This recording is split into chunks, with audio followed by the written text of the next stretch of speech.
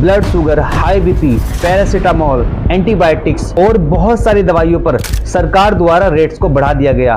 लेकिन कुछ फैक्ट जिसका सहारा लेकर बहुत सारी कंपनियां अपने आप से रेट बढ़ाई जा रही है। आइए इस फैक्ट को जानते हैं जो हर एक नागरिक के लिए जानना बहुत जरूरी समझता हूं मैं।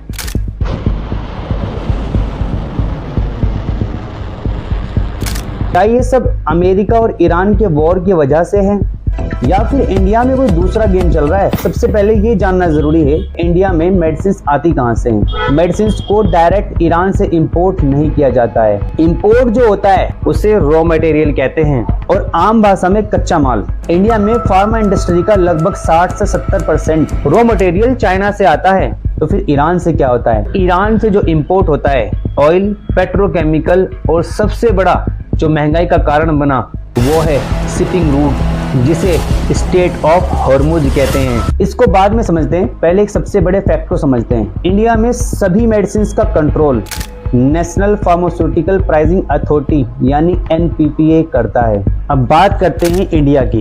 1 अप्रैल 2026 को NPPA ने 0.60% टू 0.65% मेडिसिन का प्राइस इंक्रीज किया है। ये प्राइस सभी मेडिसिन पर नहीं, 760 मेडिसिन पर ये प्राइस इंक्रीज हुआ है। 30-40% रॉ मटेरियल इंक्रीज हो गए। इससे मार्केट में 10 to 20% रेट हाई दिखने लगे। एक रिपोर्ट के अकॉर्डिंग 2025 में 33 मेडिसिन के ओवर प्राइसिंग पकड़े गए थे गवर्नमेंट द्वारा। अब दोस्तों यहाँ पॉइंट की बात यह है कि अब आप कैसे पता करेंगे कि क्या सच में रेट्स को बढ़ाया जा रहा है या कुछ कंपनियां ईरान और अमेरिका के वॉर का गलत फायदा उठा रही है? आपको क्या करना है, भारत सरकार द्वारा बनाई गई ऐप फार्मा सही दाम पर जाकर उस मेडिसिन का नाम सर्च करना है जिस मेडिसिन में आपको डाउट है और उस प्राइस को मैच करना है काउंटर प्राइस से।